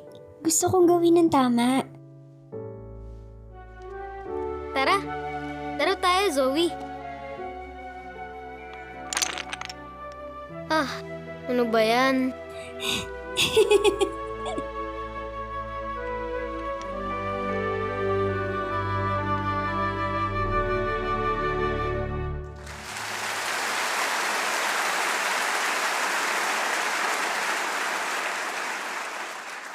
Di ba tuwang-tuwa tayo kapag nakakapanood tayo ng mga ganitong video? Ngayon naman, gusto niyo bang malaman kung ano na ang nangyayari sa Ramapo? Pati na yung update sa video production sa Australasia? Pakinggan natin ngayon si Brother Stephen Let. Ihaharap niya sa atin ang bahagi na may pamanggat na mabilis na kumikilos ang karo ni Jehovah. Brother Let? Salamat. Kala ko naubos na yung palakpak eh. Mababasa natin sa 2 Samuel 15 verse 1 na si Absalom, nung gusto niyang agawin ang pagiging hari, ay nagpagawa siya ng isang karwahe. Malamang magagandang kabayo ang humahatak doon at mababasa natin na 50 lalaki ang tumatakbo sa unahan ni Absalom. Ngayon para sa marami, baka napakaganda na ng karwaheng ginawa ni Absalom. Pero kung ikukumpara yun sa karwahe o karo ni Jehovah na mababasa sa Ezekiel 1, napakalayo. Kakarag-karag yung karwahe eh, hindi naman pala maganda. Alam natin na tumutukoy ang karo sa Ezekiel Kabanata 1 sa makalangit na bahagi ng organisasyon ng Diyos nating si Jehovah. At sino nga ang nakasakay sa karo? Si Jehovah mismo. Ba't ganun ang paglalarawan sa kanya? Kasi si Jehovah ang maibiging kumokontrol sa mga nangyayari sa organisasyon niya para matupad o mangyari ang kalooban niya. Kaya mababasa natin sa Ezekiel 1 talata 18 na yung mga gulong ng karo ay puno ng mata. Nakikita ni Jehovah ang lahat ng bagay at pinapatnubayan niya ang bayan niya. Gaano kabilis ang karo ni Jehovah? Yung karwahe ni Absalom, baka umabot yon ng mga 72 kilometers per hour, yung typical na pangkarera. Yung karo ni Jehovah, mababasa natin sa Ezekiel, talata 14 at kabanata 1 pa din, na yung pagkilos ng karo, napakabilis nito. Kasimbilis ito ng mga kidlat. Yung kidlat simbilis ng liwanag, mga nasa 300,000 kilometers per second ang bilis nun. Pero tandaan na yung karo ni Jehovah mas mabilis doon. Kaya masasabi natin na kapag may inisip ang Diyos na Jehovah, agad-agad na magagawa yon kung gugustuhin niya. At di na natin kayang masukat kung gaano kabilis yun. Kaso hindi natin makikita kung anong nangyayari sa langit. Kaya hindi natin makikita kung gaano kabilis ginagamit ni Jehovah ang makalangit na bahagi ng organisasyon niya para matupad ang layunin niya. Pero kahit ganun, nakikita naman natin ang makalupang bahagi ng organisasyon niya at masasabing mabilis din ang pagkilos nito. At tama lang din naman na mabilis ito kasi ang makalangit na bahagi ay tinutularan at sinasabayan ng makalupang bahagi ng organisasyon ni Jehovah. Ngayon, tungkol sa topic na ito, balikan natin yung binanggit ni brother ko kanina. Yung update sa 2 malaking proyekto ng organisasyon. At talagang tinutulungan tayo ng Diyos na Jehovah kasi mabilis nating nagagawa ang proyektong ito. O diba, paulit-ulit ako sa salitang mabilis? At mamaya maririnig nyo pa rin yan.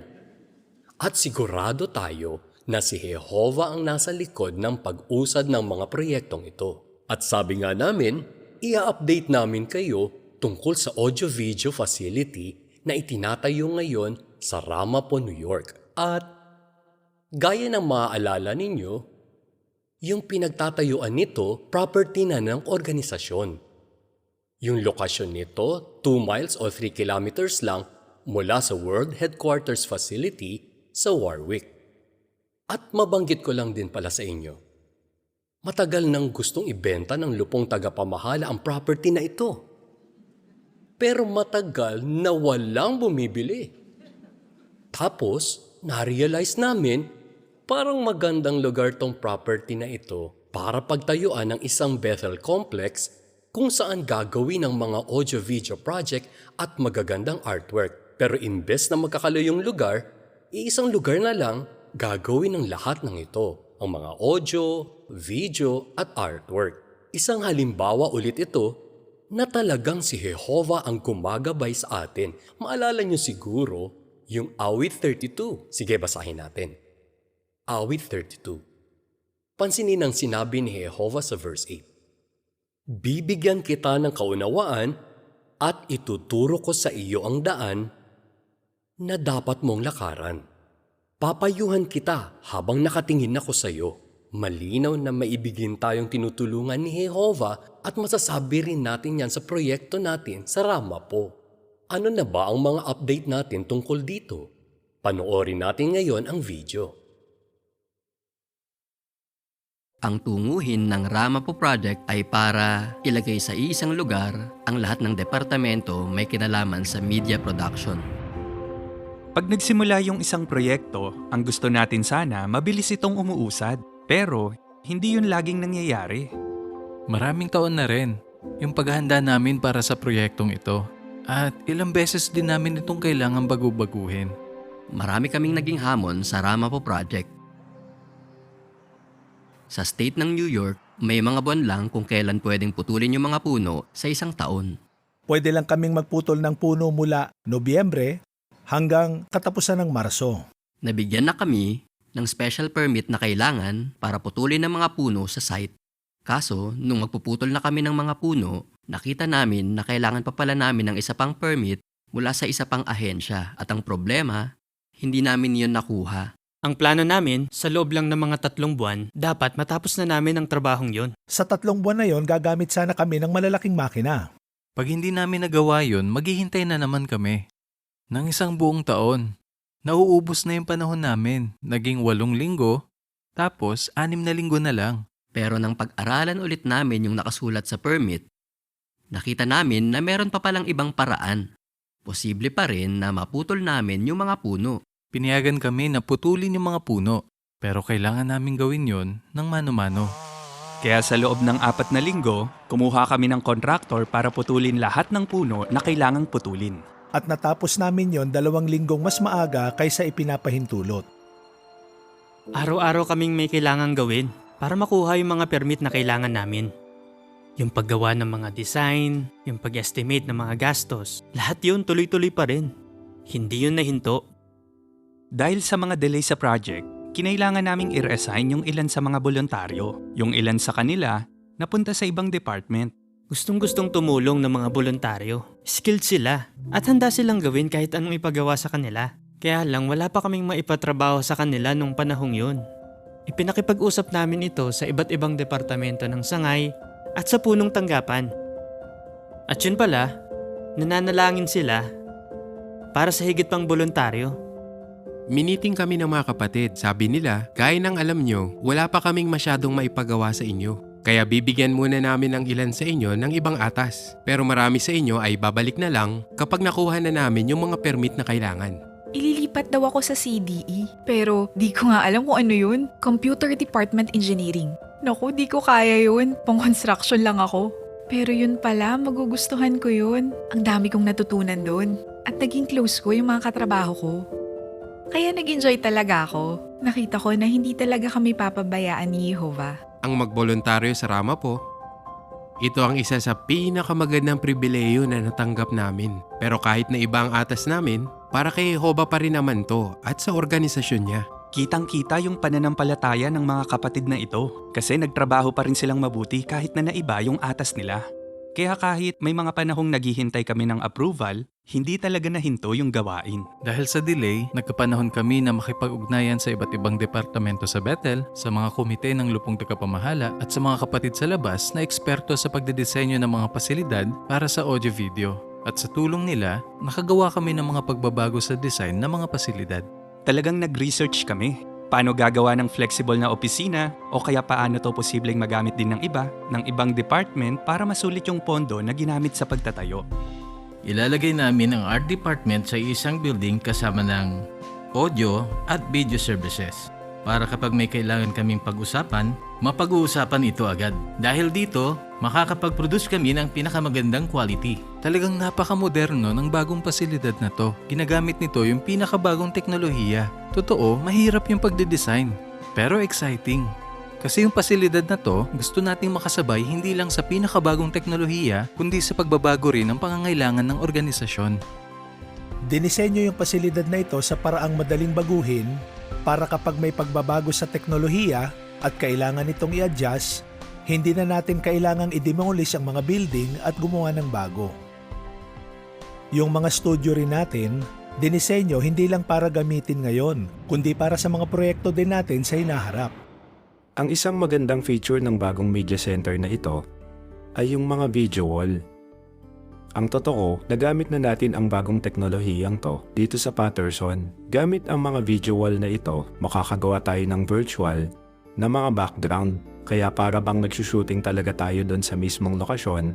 Pero ang totoo, background lang yun. Sinabi ng lupong tagapamahala sa department namin na mahalaga para sa kanila na maalagaan namin ang espiritualidad namin. Kung magsushooting ang mga kapatid sa malayo ng matagal, makakaapekto talaga yun sa spiritual na routine nila. Pero gamit itong modernong studio na to, hindi na kailangang pumunta sa malayo o magtrabaho ng maraming oras na makakaapekto sa spiritual na routine namin. Minsan din may mga aberya kaya hindi kami makapunta dun sa lugar ng pagsushootingan. Pero ngayon, hindi na yan magiging problema. Dahil sa mga video wall, tuloy-tuloy lang ang paggawa namin ng mga video. Ngayon, kaya na namin gumawa ng mga background na kamukhang kamukha ng mga lugar na sinasabi sa Biblia.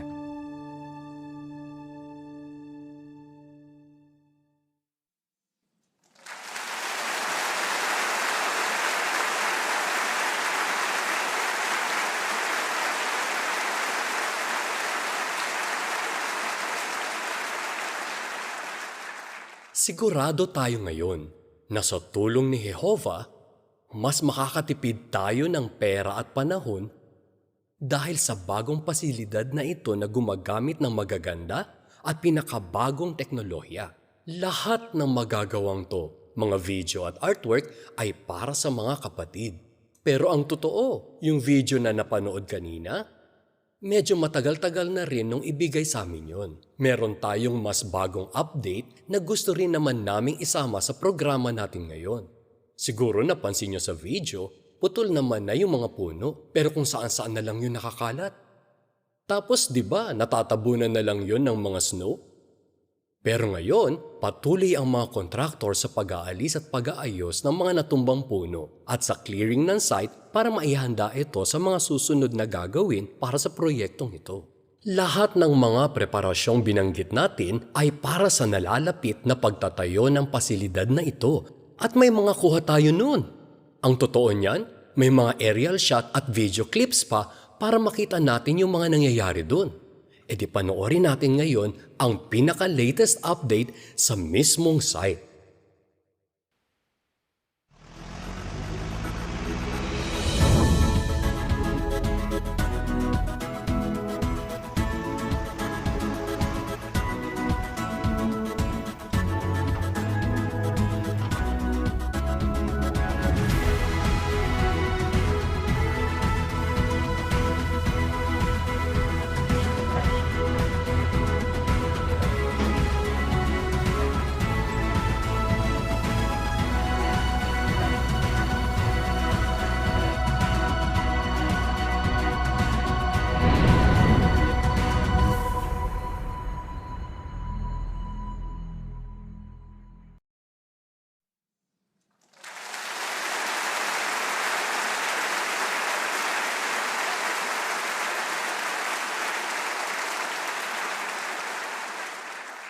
Pansin nyo may pinatag sa burol para sa entrance at nakuha na rin yung mga nakakalat na puno sa mismong site. Ang dami at ang bilis ng nangyari, di ba?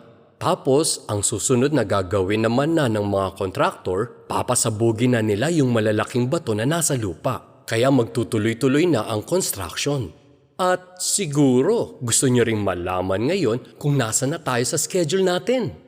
Sa mga huling linggo ng August 2024, ang plano sana natin kung loloobin at papahintulutan ng Diyos na Jehovah, magtatawag na tayo ng mas maraming voluntaryo na tutulong sa atin para magawa ang proyektong ito ng mas mabilis.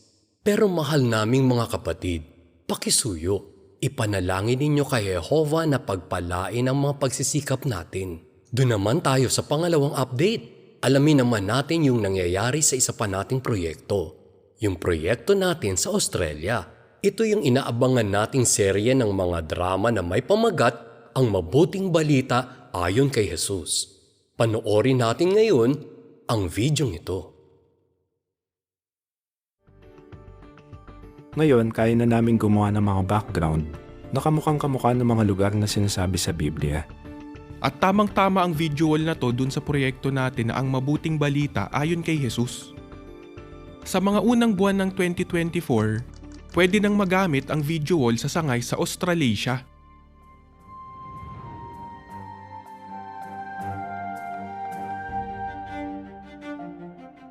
Marami ng pelikula tungkol sa buhay ni Jesus.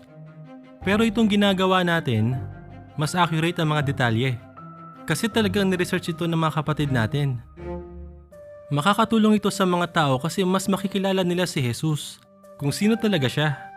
Siguradong tatagusto sa puso nila. At syempre, magiging mas malapit din sila kay Jehovah. Ang totoo, habang ginagawa ang malaking proyektong ito, nagkaroon din kami ng maraming problema.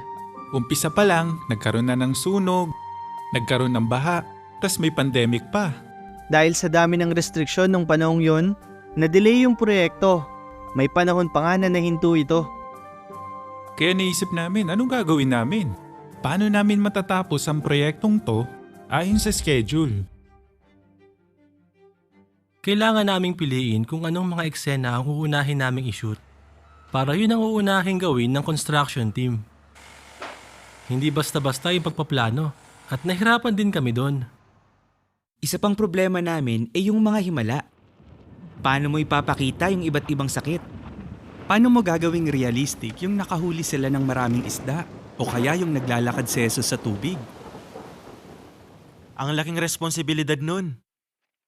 Pero masaya din. Kasi habang ginagawa namin ang proyektong to, ang dami na naming bagay na natututuhan tungkol kay Jesus.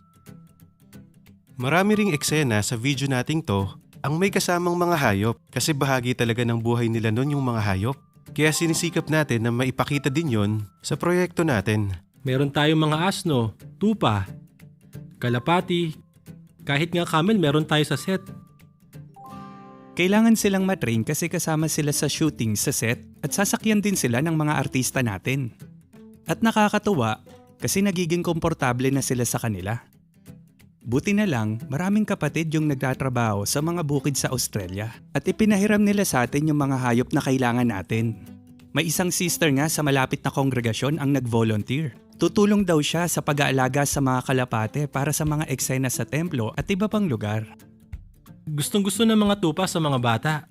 At dahil komportable na sila sa mga artista, mas maganda yung kinalabasan ng mga eksena.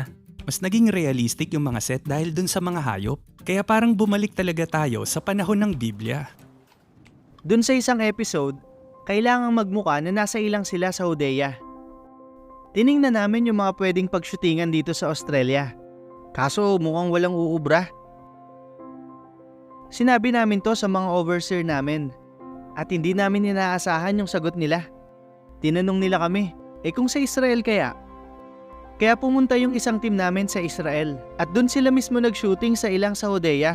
Tinulungan sila ng sangay dun. At nakapag-shoot sila ng ilang eksena. Ngayong nire-review na namin yun, kitang-kita namin ang pagpapala ni Jehovah. Napakalaki ng lugar na pagsushootingan. Merong 5 set doon. Nandun yung templo at saka yung paligid ng templo. Yung Jerusalem. Yung Kana ng Galilea. Meron din tayong Capernaum na may maliit na dalampasigan. At saka yung Nazareth. Meron ding mga daan at kalsada doon. Pati maliliit na burol. Pwedeng kunan doon yung iba't ibang eksena. Mukhang totoong-totoo yung set kaya pwede mong itutok yung camera kahit saan. Kaya feeling mo nandun ka talaga sa panahon ni Jesus. Ibang-iba talaga to. Tsak na magugustuhan nyo to. Ang kaibahan ng mga set sa Australia ay mas matibay yung mga yon kasi mas matagal silang gagamitin.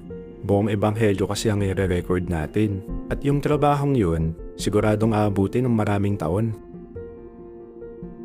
Ang galing ng mga kapatid na nagtatrabaho dito. At saka ang sisipag nila.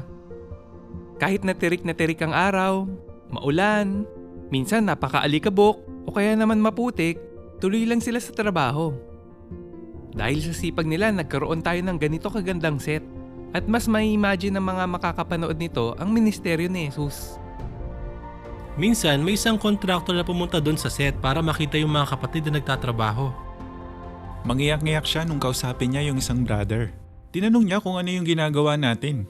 Kaya ipinaliwanag namin sa kanya kung para saan to. Naiyak siya, tapos sabi niya, "Taga-Israel ako at ganitong-ganito sa amin." Kitang-kita namin yung pagpapala ni Jehovah. Kasi wala namang ideya yung taong yun tungkol sa project na to. Pero nasabi niya na gatong-gato sa Israel. Dito posible kung tayo lang. Si Jehovah talaga ang dahilan kung bakit nagtatagumpay tayo.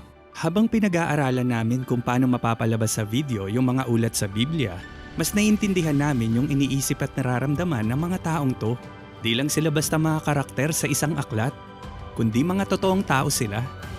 Kaya gusto namin na mas makilala nyo sila at mapamahal din sila sa inyo.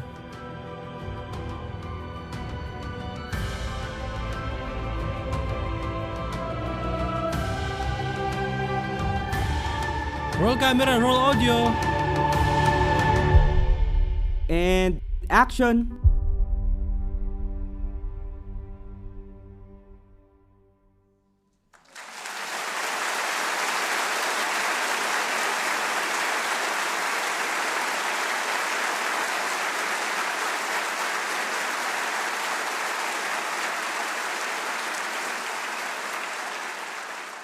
Kung pag-iisipan natin, yung lahat ng ginagawa at mga pagsisikap ng mga kapatid natin para ipakita yung buhay at ministeryo ni Jesus, namamangha tayo, napapatibay tayo. At itong mga pagsisikap natin para sa drama na ang mabuting balita ayon kay Jesus ay hindi lang para sa isang konbensyon. Ang totoo niyan, yung production natin dito, magagamit pa natin ito sa mga susunod na mga drama sa mga konbensyon. At sigurado kami na kapag napanood nyo yon, mag-e-enjoy kayo. Pero ngayon, dahil kanina pa natin pinag-uusapan yung tungkol sa dramang ito, baka na itatanong nyo, kailan? Kailan ko mapapanood yung unang episode nito? Matutuwa kayong malaman na yung drama, sa susunod na taon, 2024, mapapanood na natin yun. Kung titingnan ninyo yung programa ng konbensyon, may 2 drama dun. Hinati yung episode 1 sa 2 bahagi. Kaya sigurado kaming mag-e-enjoy kayo sa mga darating na konbensyon sa regional at special convention sa 2024.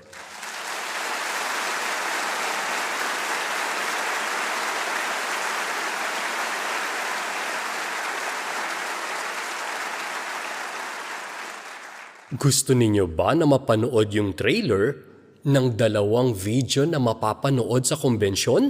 Sigurado ako na magugustuhan ninyo at ma-excite kayo na mapanood yung buo.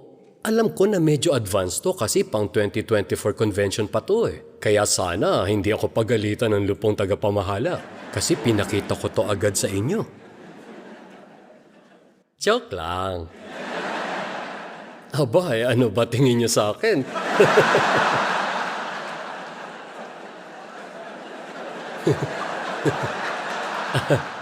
Ang lupong tagapamahala ang nag-aproba nito. Kaya mapapanood nyo.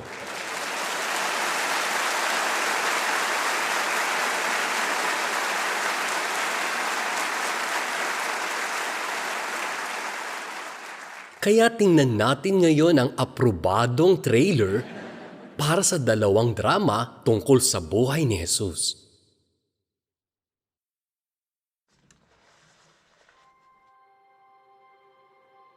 Marami ang nagtipon ng detalye at gumawa ng ulat. Kaya nagpasya rin akong gawin iyon matapos kong maingat na saliksikin ang lahat ng bagay mula sa pasimula at makuha ang tumpak na impormasyon.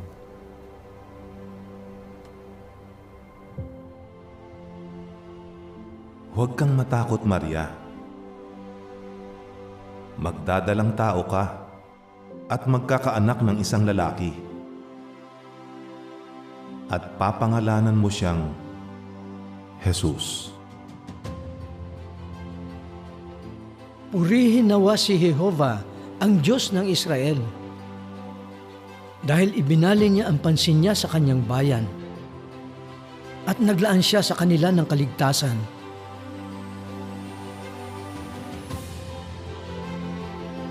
Huwag kayong matakot dahil ang dala ko ay magandang balita. Ipinanganak ngayon sa lungsod ni David ang inyong tagapagligtas, ang Kristo na Panginoon.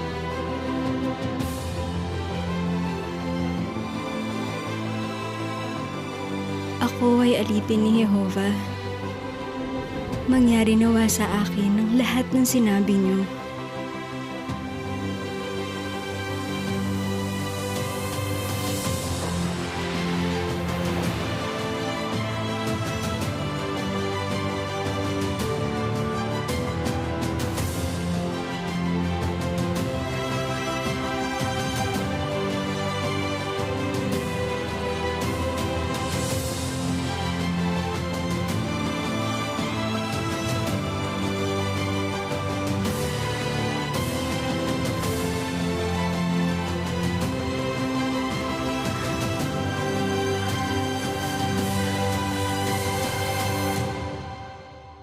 Ang tunay na liwanag na nagbibigay liwanag sa bawat uri ng tao ay paparating na sa sangkatauhan.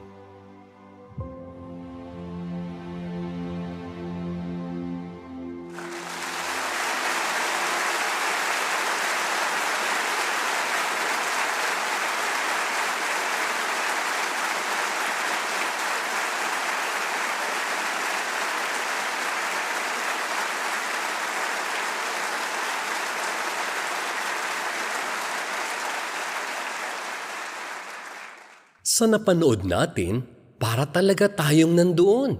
Tutulungan tayo ng drama na ang mabuting balita ayon kay Jesus na mas ma-imagine ang naging buhay at ministeryo ni Jesus.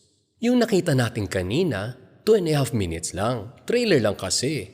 Kaya maikli lang talaga yung video. Pero napakaganda na, di ba? Yung trailer na yon pang episode 1 pa lang. At yung mga susunod na episode, ginagawa na yon ng mabilis. At sa katunayan niyan, gusto naming sabihin din sa inyo na ginagawa na ang susunod na 4 na episode. Bukod pa yon sa napanood natin. Pang episode 1 lang kasi yung kanina na pinakita. May 4 na nasimulan ng gawin. At yung episode 3 ay halos patapos na. O diba? Mabilis tayo kasi episode 3 patapos na. Nire-review na ng lupong tagapamahala yung episode 1. Pati na yung early version ng episode 2. At talagang napakaganda ng mga episode na yun. Ang totoo masasabi ko sa inyo, ako mismo napatibay dahil sa mga yun. At ilang beses pa nga akong napaiyak habang nanonood ako At yun din yung naramdaman ng ilang lupong tagapamahala at mga helper. Yung pagiging makatotohanan nito at epekto sa atin. Masasabi naming napakaganda. Dahil sa mga ito, sigurado ang lupong tagapamahala na natutuwa at pinapahalagahan ninyo ang mga update na ito tungkol sa 2 malaking proyekto na mabilis na nagagawa. Gusto namin na updated kayo. Gusto naming malaman ninyo ang mga nangyayari sa 2 proyektong ito kasi kailangan namin ng mga panalangin at ang mga suporta ninyo. At sigurado kami na sa tulong ni Jehova, makikinabang ang lahat ng mga kapatid sa buong mundo dahil sa mga proyektong ito. Lahat tayo mapapakilos nito. At ang totoo niyan, gustong-gusto pa sana namin kayong bigyan ng update, kaso yan pa lang talaga ang available ngayon. Ngayon baka may magtanong, bakit?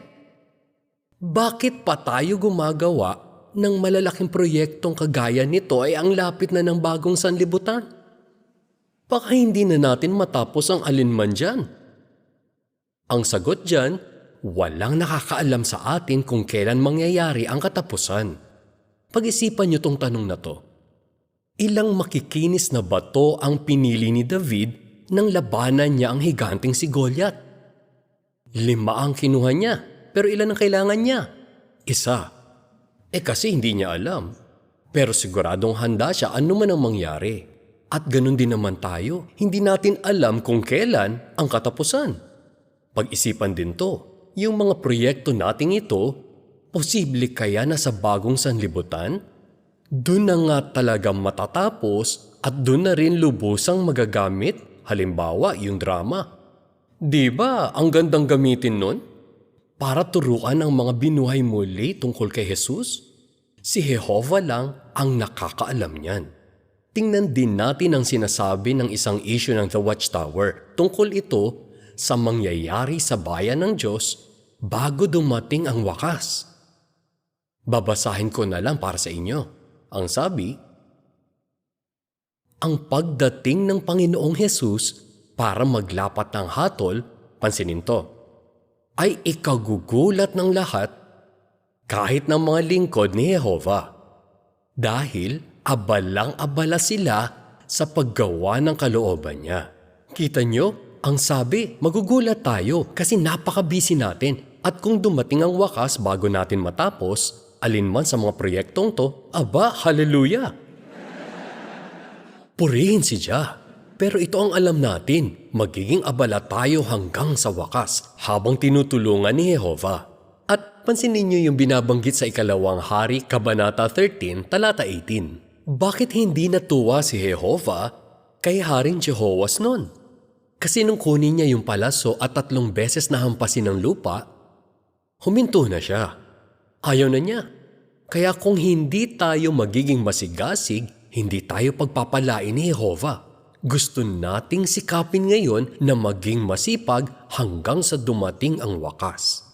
Bilang konklusyon, gusto naming sabihin na dahil sa patuloy ninyong pagsuporta at pananalangin para sa amin, nagkakaroon ng mabilis at magagandang pagbabago sa makalupang bahagi ng organisasyon ni Jehovah. At ipinagpapasalamat natin to sa Diyos na Jehovah, ang kumokontrol at nagmamaniobra sa dakilang makalangit na karo. At salamat din sa makalangit na bahagi ng organisasyon niya. Talagang pinapahalagahan natin ang mga tagubiling na tatanggap natin sa pamamagitan ng banal na Espiritu.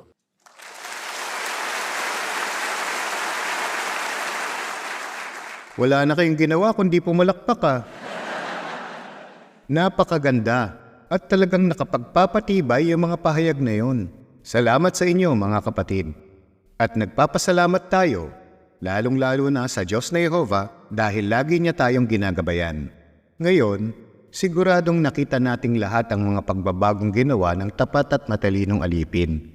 Yung mga pagbabagong yon, lahat ng yon, nakabase sa mga prinsipyo sa Biblia. Kanina sa umpisa, nabanggit natin na nagkaroon tayo ng makasaysayang taunang meeting 10 taon na ang nakalipas.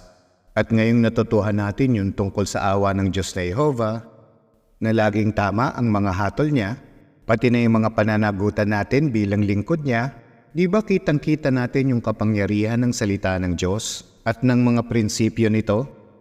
Kaya makasaysayan din yung taunang meeting ngayon.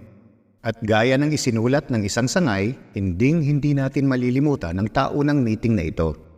At diba tamang-tama lang na malaman yung mga bagong unawa na ito? Kasi palapit na ng palapit ang malaking kapighatian. Nakakatuwa talaga. At gaya ng sinasabi sa atin ng Kawikaan 3:5, magtiwala ka kay Jehovah ng buong puso mo. At huwag kang umasa sa sarili mong unawa.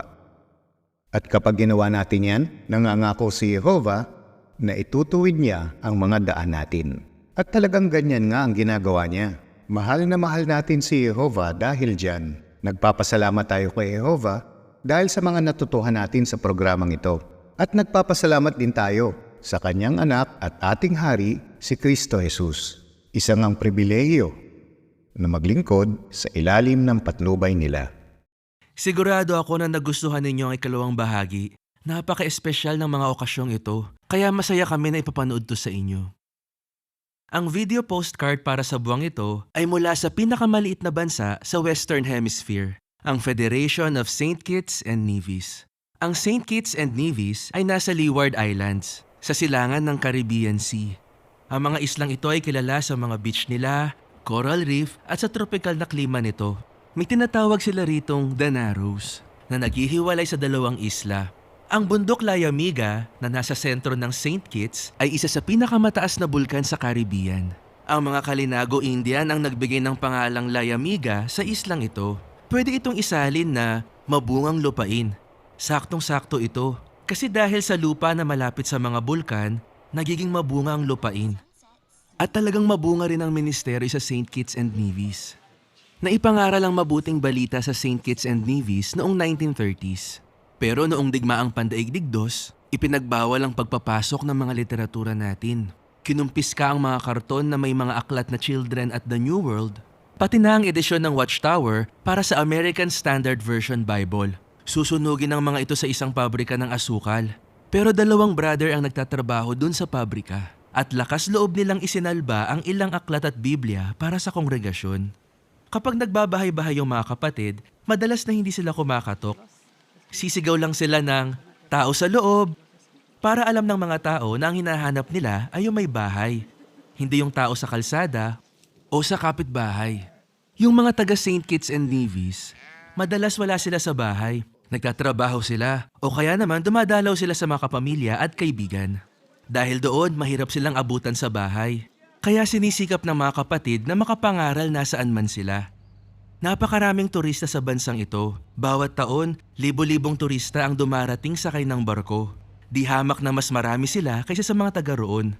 At marami sa kanila ang nakakakita sa mga cart natin. Mahal magpunta sa ibang isla para sa mga asamble at konbensyon. Kaya yung Kingdom Hall sa St. Kitts, pwedeng i-adjust. Sa buong taon, madalas na ginagamit ito para sa mga pulong ng 2 kongregasyon. Pero kapag mga asambleya at konbensyon, pwede na lang i-adjust ang Kingdom Hall at magdagdag ng mga upuan. Para naman sa bautismo, magpupunta sila sa kalapit na Timothy Bay. Tamang-tama din ang Kingdom Hall na ito para sa memorial kasi kadalasan na mas marami ng 3 beses yung mga dumadalo kaysa sa bilang ng mga kapatid dito. Ipinapaabot ng 326 na mamamahayag mula sa 4 na kongregasyon sa St. Kitts and Nevis ang kanilang pagbati sa mga kapatid sa buong mundo. Mula sa World Headquarters ng mga Saksi ni Jehovah, ito ang JW Broadcasting.